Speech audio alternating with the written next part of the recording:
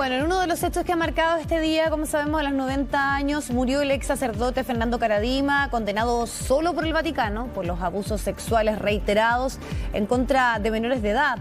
Vamos a tomar contacto con la periodista, autora del libro Karadima, El Señor de los Infiernos, María Olivia Monkever. Muchas gracias por la comunicación. Además, también tuve la posibilidad de que fuera profesora universitaria, así que interesante poder conversar con usted y profundizar un poco en lo que significa la figura de Fernando Karadima. María Olivia, muchas gracias por este contacto. ¿Cómo estás?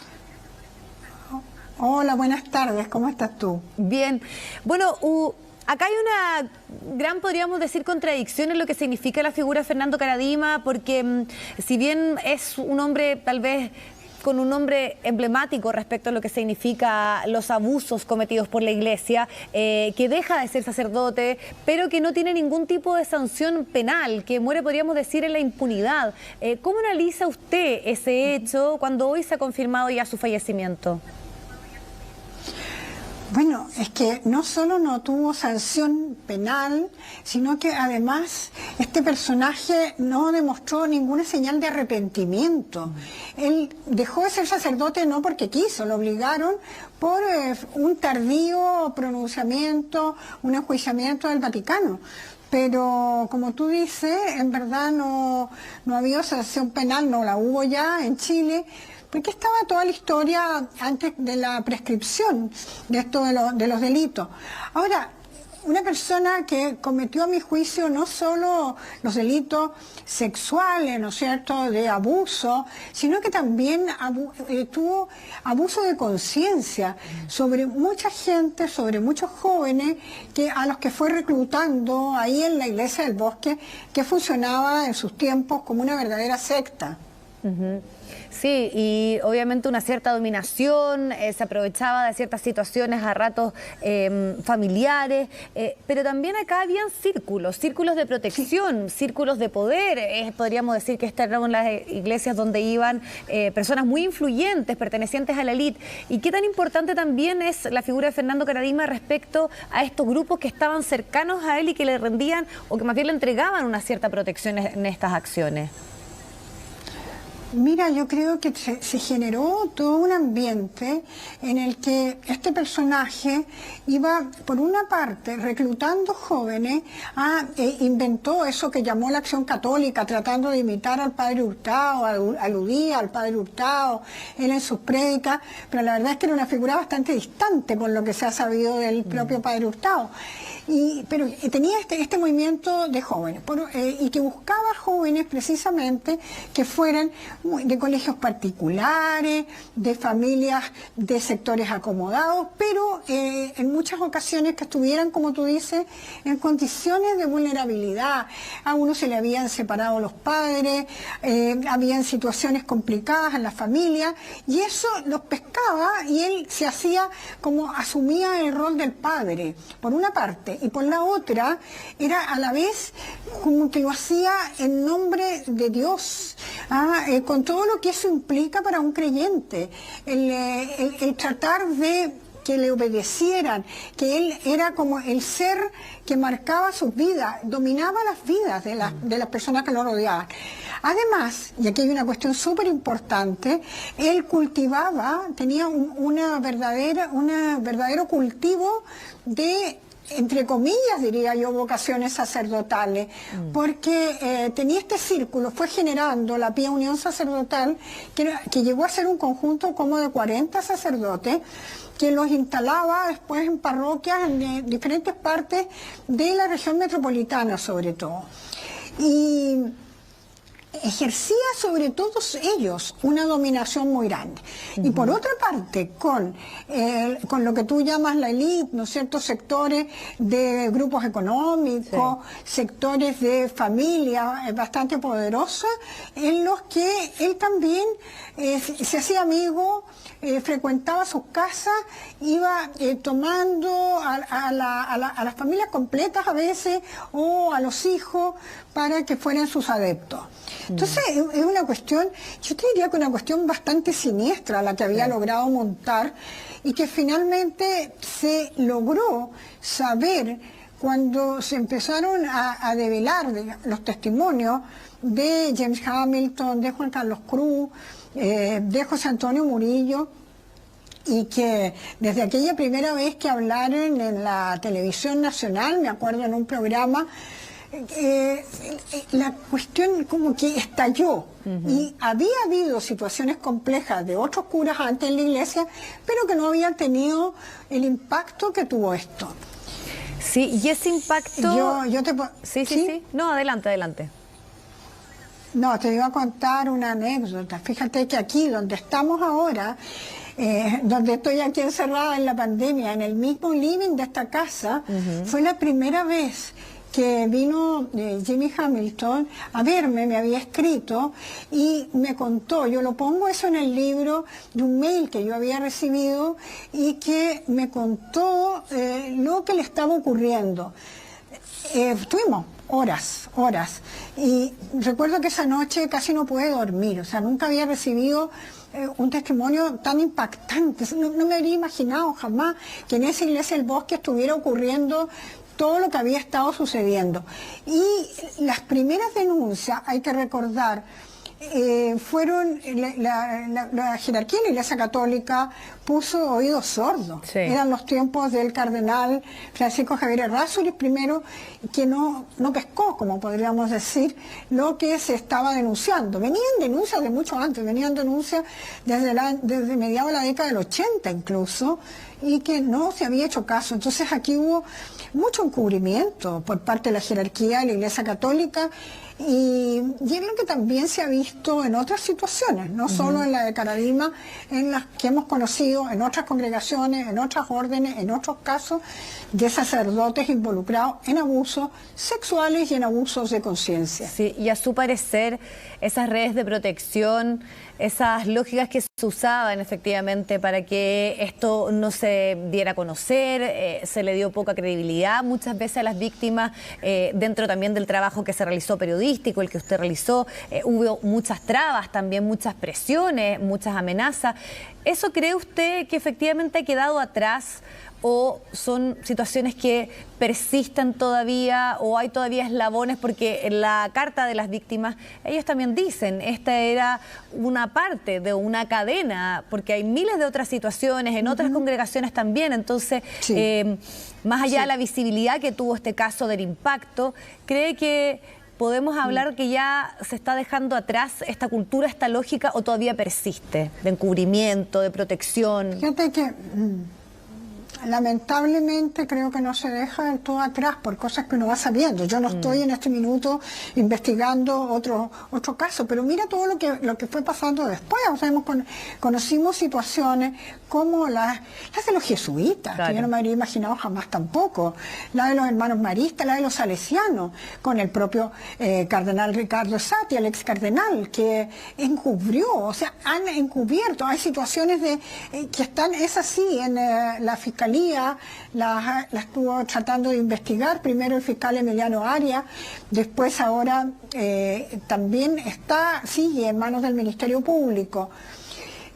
Hay situaciones que también otros periodistas han contribuido a esclarecer, sin ir más lejos el libro Rebaño de Óscar Contardo, donde relata, donde cuenta, también da cuenta de investigaciones. Acordémonos también de situaciones como la de Cristian Prej, que quién habría imaginado que hubiera cometido abuso, y los cometió.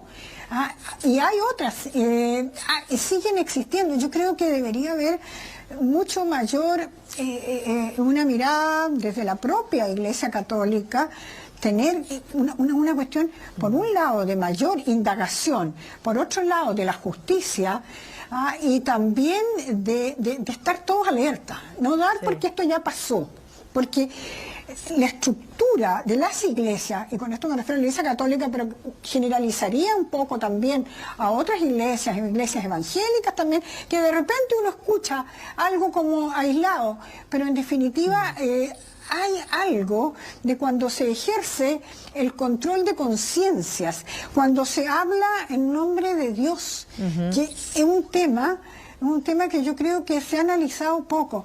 Al comienzo se creía yo me acuerdo haberlo conversado muchas veces en ámbitos de la universidad, como tú señalabas al comienzo. Se veía que el mundo de la religión es algo privado. Yo creo que no, porque en verdad condiciona muchas actitudes.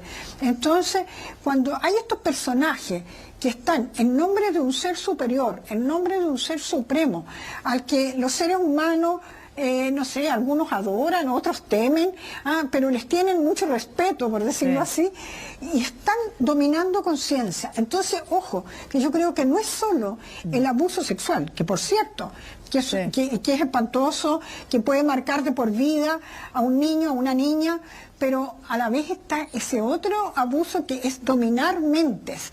Y ese abuso de dominar mentes lo ejerció Caradima, lo han ejercido otros, y me temo, esto es una inquietud, que lo sigan ejerciendo también. Sí.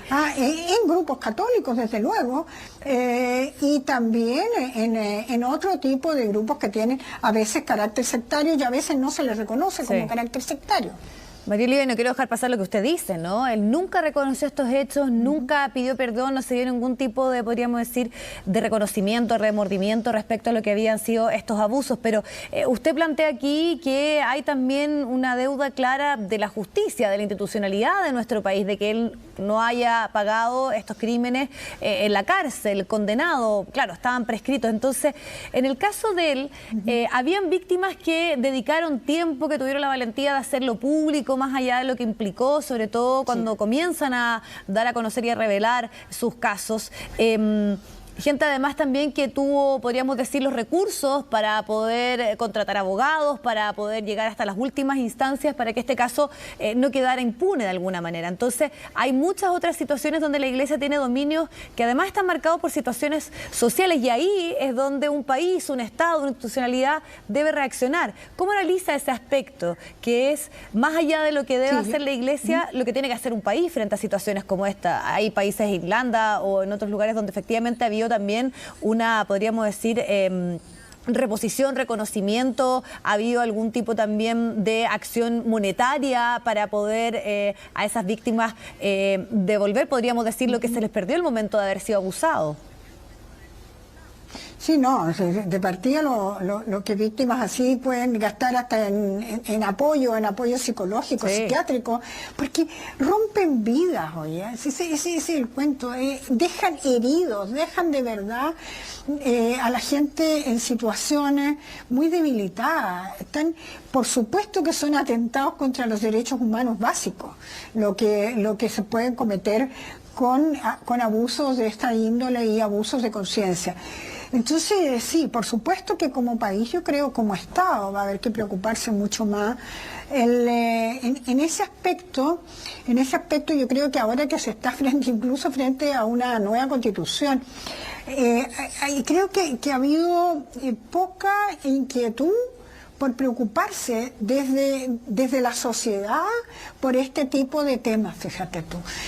Claro, viene un caso, provoca escándalo. Hay que recordar también que en el caso de Caradima, al comienzo, algunos no les creían o trataban de ridiculizarlo o trataban de decir que no era tal o que sería una exageración.